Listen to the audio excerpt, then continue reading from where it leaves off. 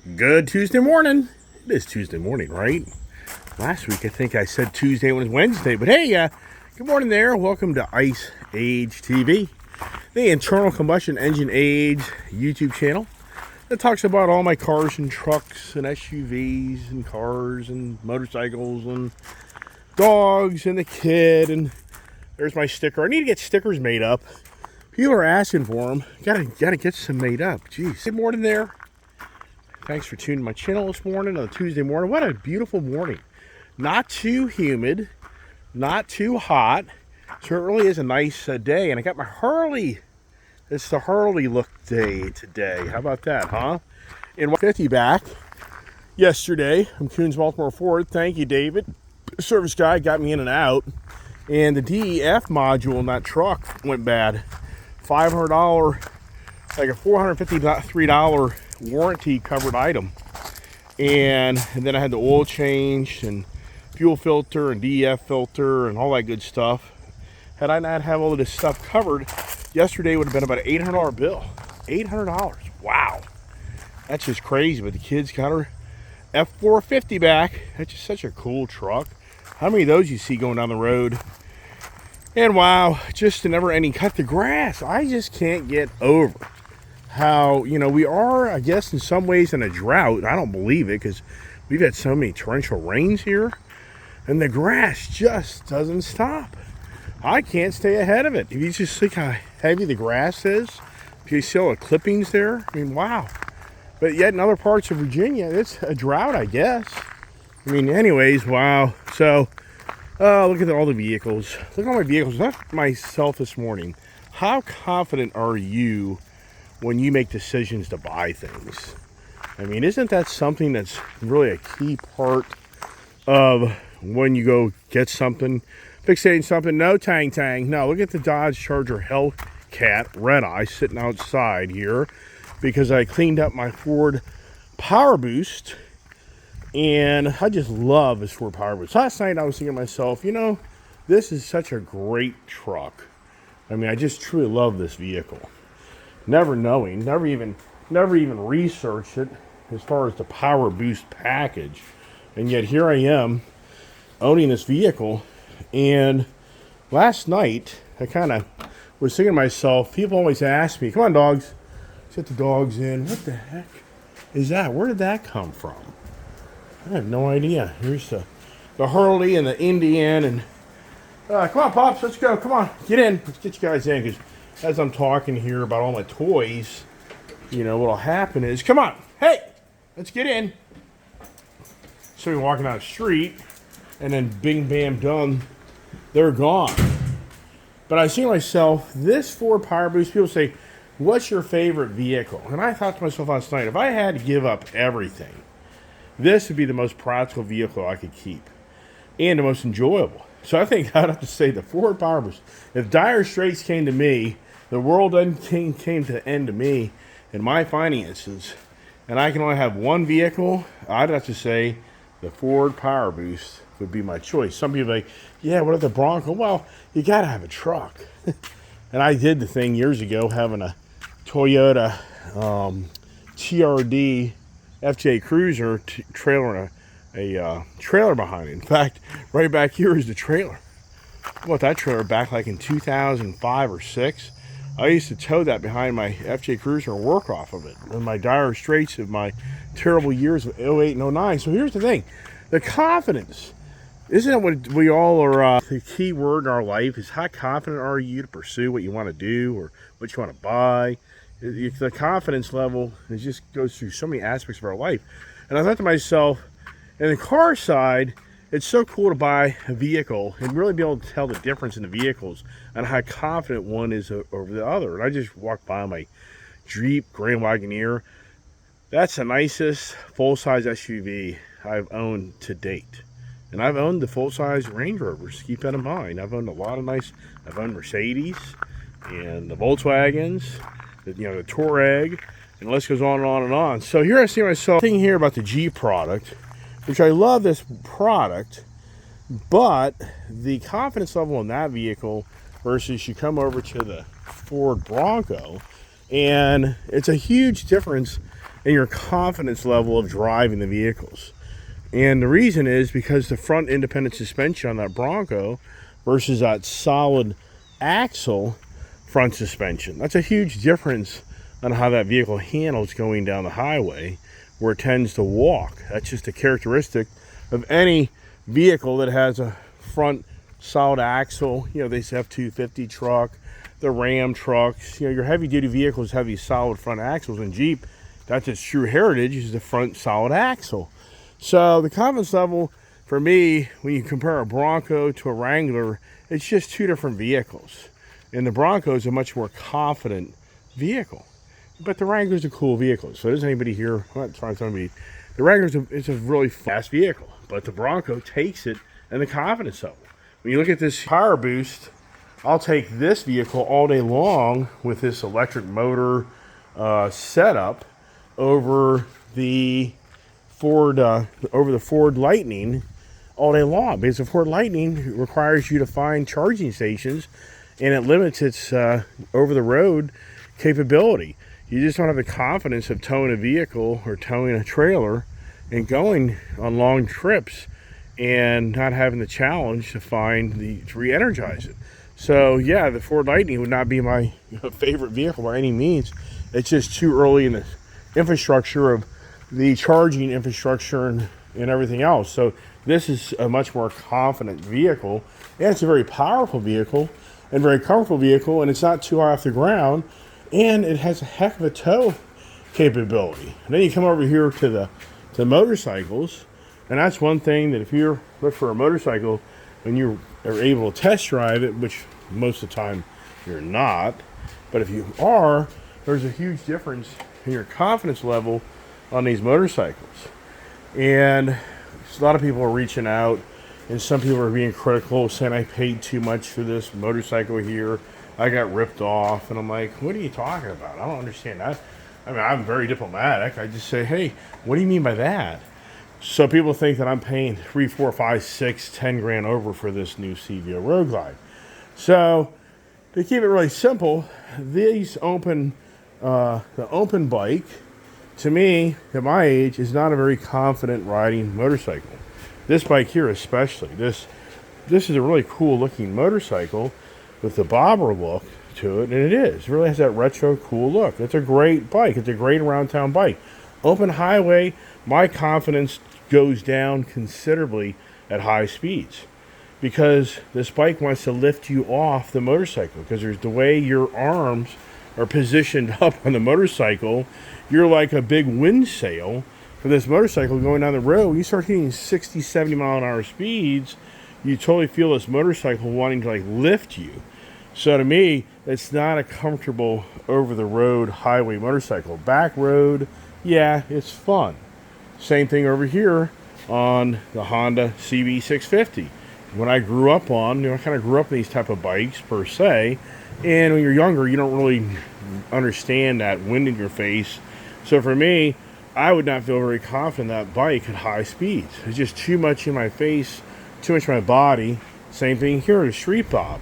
Same thing here, the Super Chief. It's just too much in your body. This Fury, you kind of sit so far back in the chopper-wise, and your body position, so it's a different feel on that wind and body in your face. Definitely in your helmet, but this is a chopper bike, so it's not really, your sport bike, and it's just more of a fun, the look bike, if you know what I mean. So you come up to here, you come to the fairing bikes, and this is where the confidence level becomes huge. And for the Honda Goldwing, this bike is an incredible sport bike in disguise. This is just an incredible riding motorcycle. Fun, it's a blast. You don't get the V-twin air-cooled, type of feel out of it. It's an 1800cc freaking big-ass motor. You don't get the exhaust note out of it, but the overall just confidence of the braking, the lean, you get into it. It's just a very stable motorcycle. The CVO Road Glide, previous generation, this bike here, the fixed fairing, the shark fairing, this is a confident bike, but I've never been a big fan of the Road Glide package because I never have liked the handlebars. I never really kind of connected the dots until I got my new one. And the 21-inch tire up front, which I never really thought much about that until somebody else explained that to me here recently. It's like, hey, that previous generation CVO has a 21-inch tire versus yours has a 19. But the handlebars, if you look at the way the handlebars are positioned, it's pushing your elbows into your body. And if you know much about motocross racing or real racing, you want your elbows out. You want your arms out from you. You don't want your arms, your elbows coming into your body. It's not really a good body position. So this new CVO Road Glide with the handlebars more of a straight type of position and not, so much curled in like that other bike, that's a huge difference on the feel of you sitting the bike, and it's a much more confident type of a feel. Even the point when I got on my Indian on Sunday and rode the bike, all of a sudden my arms were like down further and kind of further into my body, and then the fixed, I should say the bat wing that's fixed to the handlebars that moves with the bike. It was just a whole different ride, and the bike definitely feels like it sits a little lower to the ground. It doesn't look it, but when you sit on the bike, you feel like you're actually sitting, lower down in the bike. So it seems, which is incredible to me, the Indian gave me a little bit more of a tighter ride than my CVO Road Glide. And I've talked so many times about how Harley always seems to have a more cramped type of riding style. With this new CVO, it doesn't give me that same type of feel. And when you look at these foot controls, and look at this floorboard here with my foot, okay, look at that right there, all right? So I'm like a 10.5 size foot. So let's go over here to the Harley, and let's look at its floorboard, and let's see. So see there? The floorboard and the other one, it's within reason. That one is just a little longer there, but not a lot. And then the overall feel of the new CVO Road Glide to me is just truly night and day from the previous generation Road Glide, and we all know it's because of these inverted forks, and that's a huge confidence feel of this motorcycle. The smaller front tire is also the better package. The bigger tire in these motorcycles make these things kind of have that walk through the corners. Until you ride a motorcycle, and you can go hard, fast into the corners, and you feel that front end kind of playing with you. You don't really understand that language because you just haven't done that and experienced it. So it kind of takes the confidence away from you. And now for my daughter, she's really come to, I think, full circle. This new nice Harley Davidson Lowrider SD with this fixed fairing gives her so much wind protection. It's a much more comfortable, confident motorcycle. And she's now seen, when you get up in these highway speeds of 70 plus miles an hour, that this is just a really awesome package over her Street Bob or over that Indian. Because she's now evolving to seeing how the wind has such a huge impact on you, and it takes the confidence level away from you. Even to the point that Super Chief Indian over there has the factory windshield. It's a fixed windshield. I should say it's a removable windshield, but it's a flat windshield. And that bike there, I've ridden it. When you're in higher speeds, that bike gets pushed around because of the design of that flat windshield. It's not a very confident motorcycle. Now for the sport rider, the CB650, who's all into the back road, and that's a very confident motorcycle. And the Honda Goldwing, just you can't go wrong with a Honda product. Great product, but it's definitely different on how you steer it. See, if you look at this steering, it was a very debatable type of steering system. It has shock absorbers, and it's just a totally different design type of, see, you don't see a shock here. The shock is like a uni-shock up inside here. So there's only one shock on the steering system, and at first, when it first came out, a lot of people were very critical of it, thinking that that's just a really terrible design. If you can see it down there, there's that one shock. So this is a totally redesigned front end for the motorcycle that Honda brought to the marketplace. You see these steering links right here? They're steering links. So This here kind of has a unique feel to it on the steering, but it's a very confident motorcycle. All right, so it's all about the confidence of what you want to buy, what you want to ride, and that's what makes us all us kind of connect with the vehicles that we own, whether it's cars, motorcycles, trucks, and that's what's, I think that's where the differences come when we all have different opinions. It's like some people reach out to my channel saying, I like the former Road Glide CVO. But I'm thinking to myself, but did you ride? I mean, I have no idea. I mean, are they, I mean, I guess there's dealerships out there that allow demo rides on a CVO. And that's hard for me to believe. Stay there.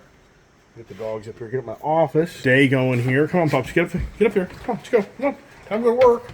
Time for your daddy to get up here and get the day going. And the door won't close because I have the windows open up here. So yeah, so I just think to myself, how could somebody say they don't like the new CVO Road Glide unless they've ridden it?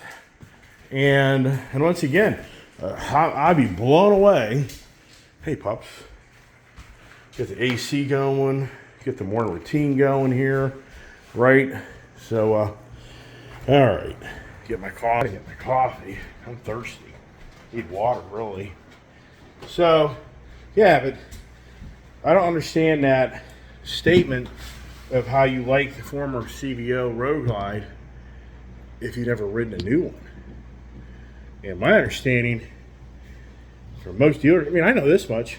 If I was to buy a brand new Road Glide CVO and it had demo miles on it, I'd be like, I sure hope there's a nice big discount because I'm not really excited about this. I mean, anybody here that's buying an expensive brand new thing, you know what people are going to do with it? They're going to rag the hell out of it in the back roads. Excuse me for drinking my water.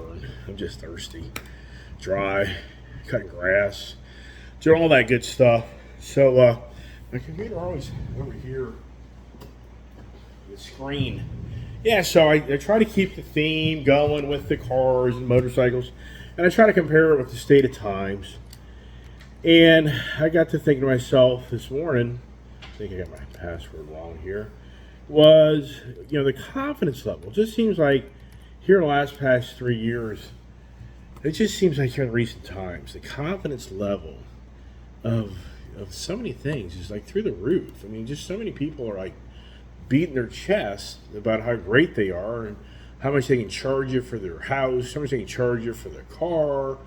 I mean, the list goes on and on and on. And then for the people looking for jobs, their position is kind of like, hey, I'm going to interview you, the owner of the company, and be so lucky that I even decide to come work for you because I just have unlimited offers with unlimited pay options that, you know, I don't think I'm going to work for your company because you don't qualify for me to work at your company. I mean, it just seems that this borderline arrogance, I mean, to the dealerships, the car dealerships, the motorcycle dealerships, who hasn't heard these statements? You got our car dealership, and the arrogance through the pandemic, and really for the last 3 years, has been, well, you know what? We don't really give two balonies if you should buy something or not, and walk you out the front door. I mean, don't take it wrong. I'm not saying all dealerships are like that, but you definitely in some areas, I mean, in all reality, I've had some of my friends, they've had people call them on the phone, they're like, who cares? You know, so what? This is the price, you know, leave me alone.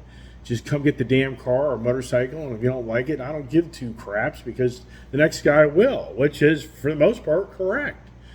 So yeah, I thought to myself this morning, the confidence of the automotive industry has gone through the roof, that they can charge as much as they want for a car in so many ways, and you're just going to pay for it. And the used car market has stayed very healthy because of the new car market's been so extremely expensive.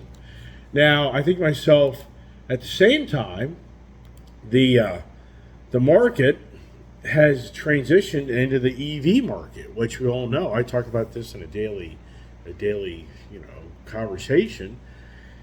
The EV agenda and the green activists and this just really, I mean, does anybody really just stop and just really try to grasp that we really are witnessing a major transformation behind the scenes, the automotive industry transforming into just electric vehicle production. And the ice age is just totally being taken away. And I mean, that really is, I mean, the confidence level of these green activists that have persuaded these big business, these big board members, these stockholders, that the electric vehicle is the future of the transportation, the renewable energies, and that the ice age is just a the worst thing you can continue to produce. And so the confidence level of these leaders in the business in our country are just, it's overwhelming on how they just feel so strongly that their views and positions of the correct direction without blinking an eye is absolutely the way it's going to have to be. And I just think it was so, wow, boy oh boy, has anybody been around somebody that just has so much confidence and arrogance? And what usually kind of goes with that is the money factor. I mean, it's huge. If people have the money, they can tend to become brass, and they become to be brash and confident, and in some ways arrogant. I mean, does anybody kind of know these type of individuals? And even bosses, you can work for a company that just feels so confident and all the policies and the management, the way they do things, and you're just sitting there like you're doing it. You're not really in reality of what's going on. And so here's the thing: we're in this now evolving change of the green agenda to the car industry at its biggest pace ever, and it just is incredible in how these individuals come across as them being so confident that this is definitely the answer. And then the ones that raise their hand and question it, like the son or the grandson of Toyota that is raising his hand, just isn't buying into all this malarkey, and he gets called out by all the green activists that are overly confident and in some ways arrogant because they have so much money being funded to them to prove that the ice age is the problem of the world. So, and what I did this morning, I looked up the Ford Mustang. So it's two different vehicles, because one's electric, one's ice. One's more of an SUV. We all know that the Ford Mustang Mach-E was an insult to the Ford Mustang, because the Ford Mustang is a true pony car that came to us in the 60s as a fun family car, sports car. And then Ford decides to use that name, an electric SUV that has nothing even close to looking like a Ford Mustang. And I said to myself this morning, I said, what's going on in the market with the Ford Mustang Mach-E? What's the amount of vehicles that are in the market? So I did a 50-mile radius of the Ford Mustang, just a regular Ford Mustang. And right now, the 2023s are slowly going to start disappearing because the 2024s are now being produced and being built. I think they started production like the 18th of August or sometime this month. So the 2024s are upon our doorstep, and could have been in July. I'm not real sure. But anyways, the whole point is there's 138 Ford Mustangs for sale, brand new, in a 50-mile radius of my home in this North Virginia, Maryland area. There's a lot of car dealers in this area. It's a huge population metropolis. Now, when I went to the Ford Mustang Mach-E, there's 374. So you step back and think, okay, so there's 138 Mustangs for sale that are ICE, but here's the thing. The majority of those Mustangs aren't even in inventory because a lot of them are 2024 models that are still in production, but the dealers just show them to get the people interested in the vehicle. So sitting in a lot, what's the real deal in that number? But here's the thing, once again, 138 ICE Mustangs and 374. What's going on? And I think most people here would instantly say, yeah, that's a product that people just aren't buying. And here right now, Ford is having to recall the 2021, 2022 Mustang Mach-E's because they've got battery terminal connection issues where the car just turns into a brick. That's the term for anybody out there that's wanting to know about a dead electric vehicle. It's like you brick it, okay? It's dead. There's nothing you can do with it. Very challenging once a electric vehicle goes totally dead. There's a whole article in Motor Trend magazine of them killing a Rivian. They had to go through beyond incredible, challenges just to kill the thing. It wouldn't die. Once it died, it was a huge mistake. It was a major fiasco for them to get that car towed and then get the car recharged again. They wound up going through numerous 12-volt batteries or just regular batteries and other things. So it's a big mistake for them to prove of how bad it can be when you totally kill your car. Even though Rivian didn't want to die, kept on letting them know, turn off the car, just turn off the car. They wouldn't do it. Anyways, so on the confidence level, here's Jim Farley pounding his fist that he just so adamant on the electric vehicle and forcing the Ford dealers to spend $1 million+ to revamp their dealerships to be on an electric vehicle platform and infrastructure. And then I went and looked at the Ford F-150. So the Ford F-150, think about this, it's a year later. Now, you went a year ago, these aren't the numbers you'd be hearing from me. But 50-mile radius Ford F-150, close to 1,200 F-150s. And F-150s are such a broad two-door, four-door, more extended cab, four-door, the bases, the loaded up ones. I mean, there's so many variables in the F-150 truck. So, but think about that, 1,200, that's roughly 1,200 of those around this immediate area. On the electric, the Ford Lightning, there's a 54. So you just hear yourself, wow, what is going on? Well, I mean, I would be willing to venture if a car salesperson was watching my channel and I said to you, which are you excited about selling today? A Ford Mustang Mach-E or a Ford Mustang ICE? Or a Ford F-150 ICE or the Ford Lightning? And I'd be willing to venture every salesperson would go, we're selling ICE. The electric vehicles have no profits. There's no margins. There's no excitement in it. They're expensive. We make little to no money on them. They're basically a nuisance. So we're not pushing them. We don't really want to sell them because there's no money in it. The money's on the ICE vehicles.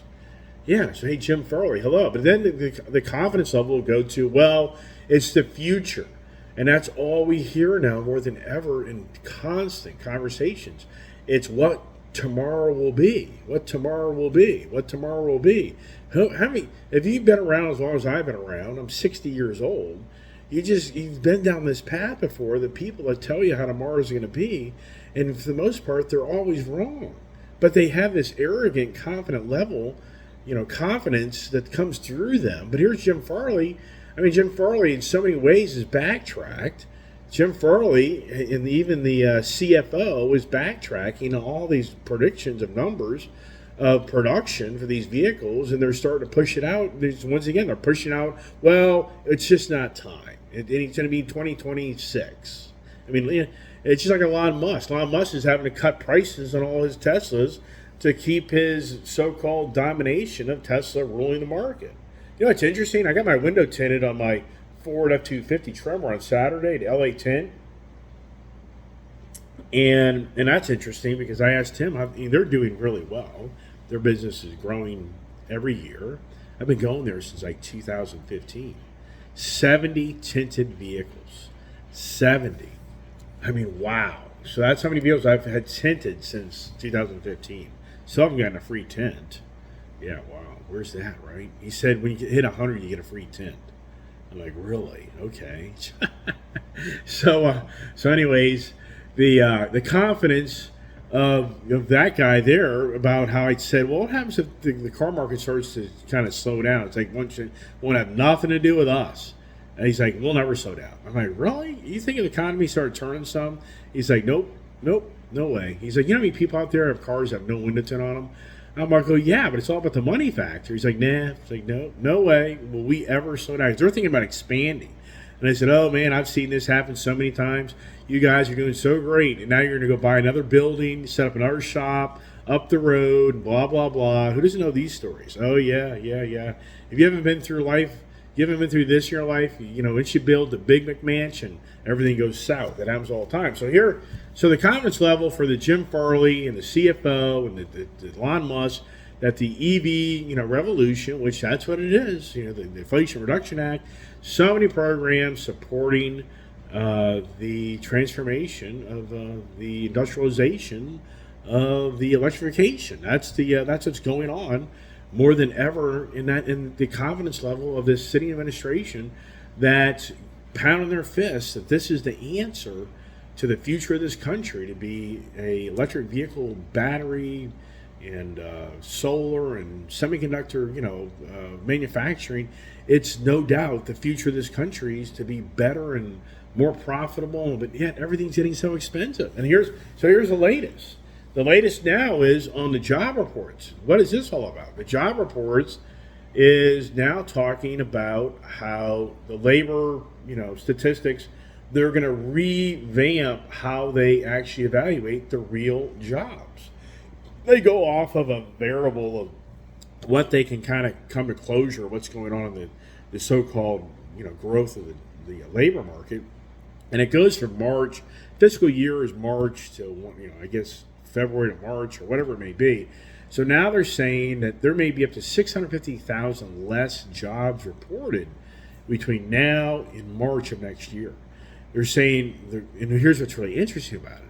They're trying to get the Fed to understand the job market's not really what they think it is, to quit this continued raising the rates. JP Morgan Chase, the big banks are really starting to hammer the Fed that they're really getting out of control. And what they're doing is they're saying you need to revise how you really calculate this job growth, because the real reality, it's not really what it is. Wow. And then yesterday I read a whole article that the confidence level of employers is going down on just giving people these incredible pay packages. That yes, right now employers are pulling back on these guaranteed nice fat salaries.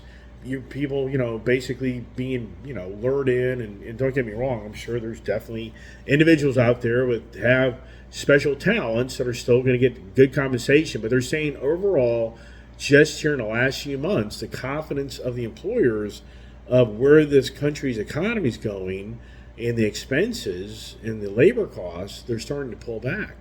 So, and individuals are actually raising their hands saying, yeah, that's factual. I've seen a $10,000 or less pay option for the job I've been looking for.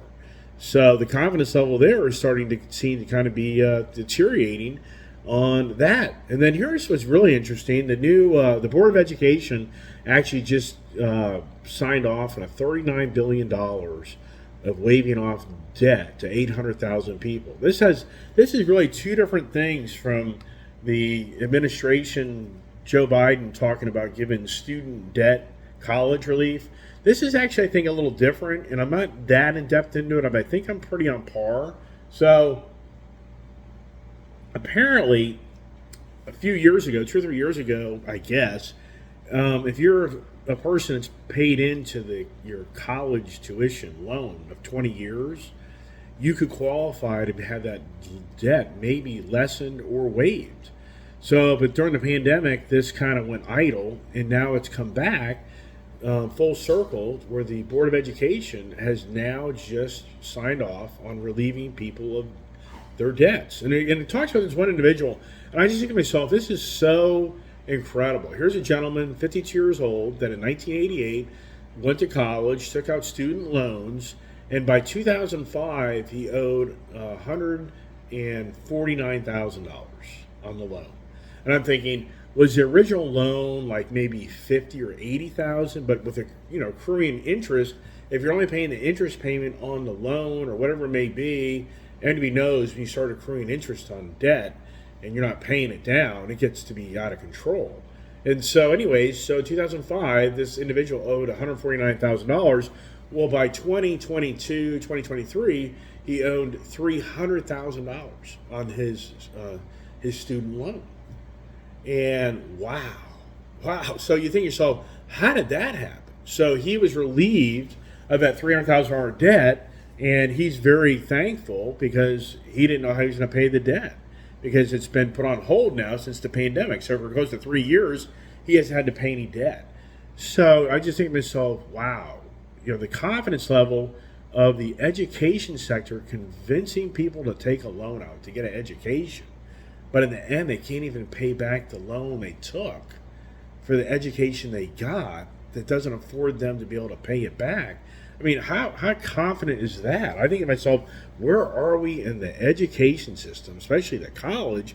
Because all we hear now is nonstop talk, is all these unhappy students that borrowed money of confidence that their student loan would give them education to better themselves, to rise above the average, to be able to pay back the debt, but they can't. Where's that confidence level, right? So, I mean, wow, who feels confident in telling somebody today to go borrow money to go to college, and in the end, you may look like the rest of these people that have heavy debts, And I know there's a lot of variables to that. How you spend your money, the people really want to pay it off. I mean, I get all that. I'm not that ignorant to know that a lot of people did pay off their debts, but then you have this whole other sector that didn't. Yeah, it's all about the confidence. I'm going to wrap up there. It turns into a long video, a lot of conversation, a lot of talk. But I think to myself, wow, we are living in times now more than ever where the confidence of so many leaders is borderline arrogance type of leadership and confidence that it's just really bad. I mean, does anyone remember the summer of 2020 where the confidence of defunding the police was the right move and all these individuals were pounding their fists that we got to get rid of the police? They're the problem. The criminals are not the problem. The police are the problem. And to have these community police will resolve the inner city crime. And what have we all witnessed besides the confidence of all these district attorneys of raising the limits of what is a crime and what is not a crime? And we've seen skyrocket in our country crime like it's never been seen. And people are arrogant, beyond arrogant, of being shown in videos of stealing stuff that they're so confident of what they're doing will have no recourse to them, and they just take their stuff and walk on. And people beating other people up. Wow, where we are, it's all about the money factor, and that's what's going on. The money factor has been huge in our country. And I think once the money factor reverses itself, which has said the fake economy from the pandemic was beyond believable, and I think if the true colors ever start to show, I think the confidence level in a lot of sectors are going to start crumbling, and you're going to see people come back to reality, and you're going to see this arrogant attitude change. I really think that's the next, it's going to be just life. It goes from one extreme to other extreme. The confidence and arrogance through the roof to the desperation, and the not so confidence will start to prevail. So anyways, thanks for watching my channel. Appreciate all the nice comments and support. And I hope everybody has a great day. And God bless. Stay tuned. What are you doing next? Yeah, going to work.